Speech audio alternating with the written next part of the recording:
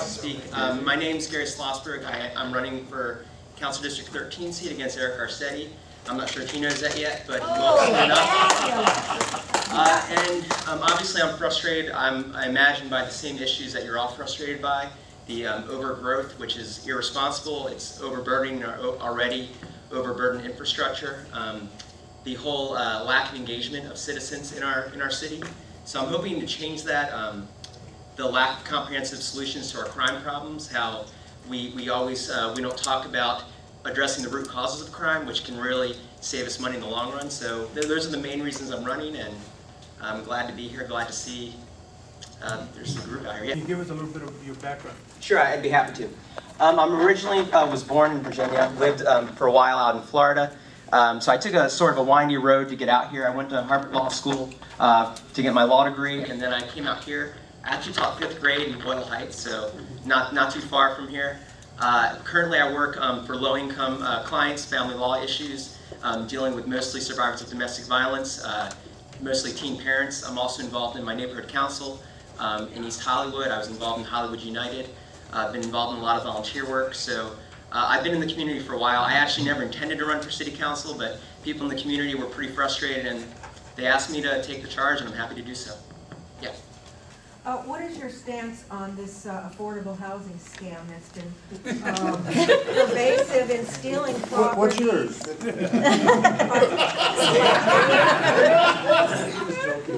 I didn't hear what you said. What's your opinion?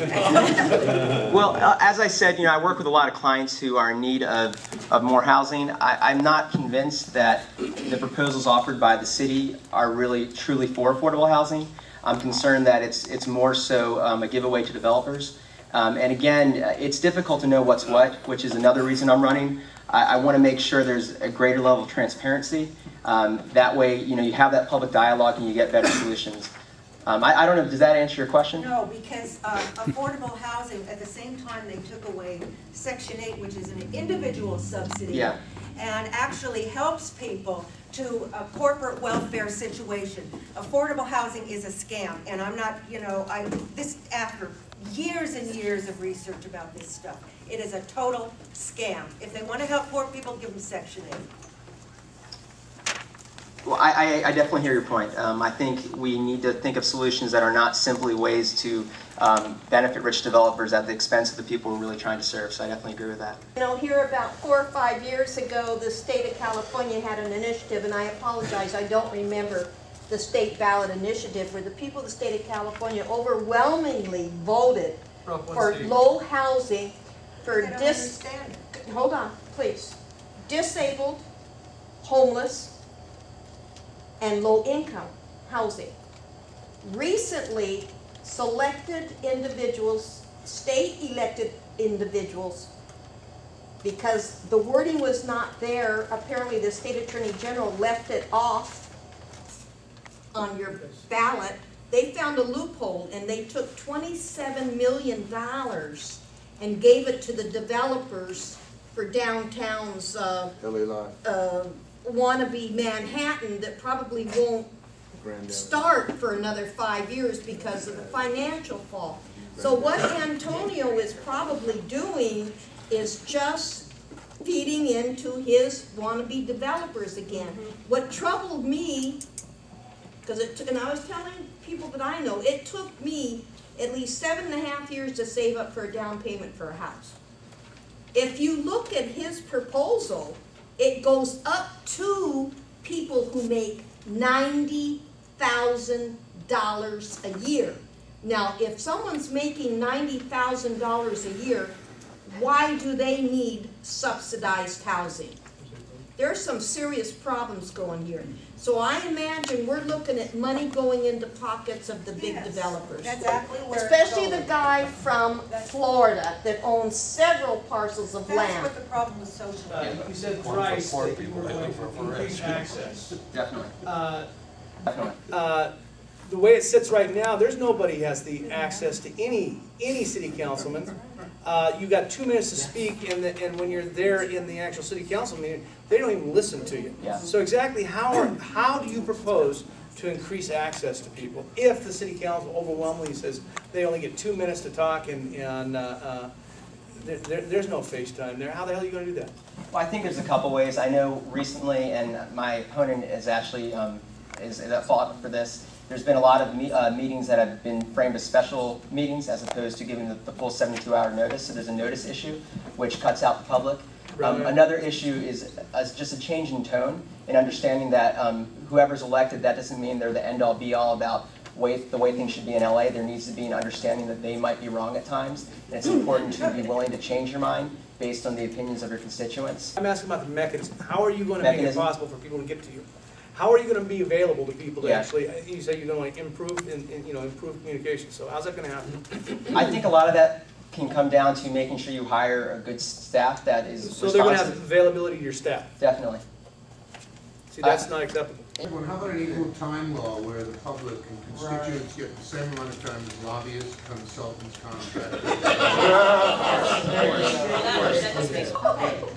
What I'd like to actually, as one of those advocates who often goes to City Hall to speak on behalf of issues, and I can tell you that you're not just looking at one, you're looking at representatives of hundreds of them. One of the biggest issues, which I was going to say but kind of piggybacked on yours, is the fact that the decision is already made before we ever walk in the door. That's right. Yeah. That we have no way of giving our side because they don't even listen. They don't even sit in their seats. They don't even pay attention. They sit and eat, talk to each other. They're like not even there while we stand up at the microphone and talk to space and air. This has got to stop. And all I can say is that's one of our biggest frustrations is we feel we're not listened to, and the fact is we're not. And this is a government for the people, by the people. They left the people part out. What can you do to change that? I mean, that's the exact reason I was pushed to run. I mean, I really believe that tone needs to change, and I know these answers probably don't sound satisfactory because a lot of it is getting people in there who have a different mindset, who understand, who have a sense of humility, and realize that they need to listen to the people they're representing and be willing to change their mind in council chambers and not be participating in deals beforehand for whatever political office they want to get in the future, whatever they're looking for. And that's not what I'm about. My track record, I hope, proves that. Okay. These last two. The new city charter, year 2000, created neighborhood councils that made sure they were empowered, which meant they had no power. Yes. Yeah. Okay, there's a big difference between power and empowerment. Empowerment just means you get to have a meeting, but nobody needs to do anything. Would you consider, or do you have ideas for amendments to the charter that would actually go from empowerment to power? That's a good question.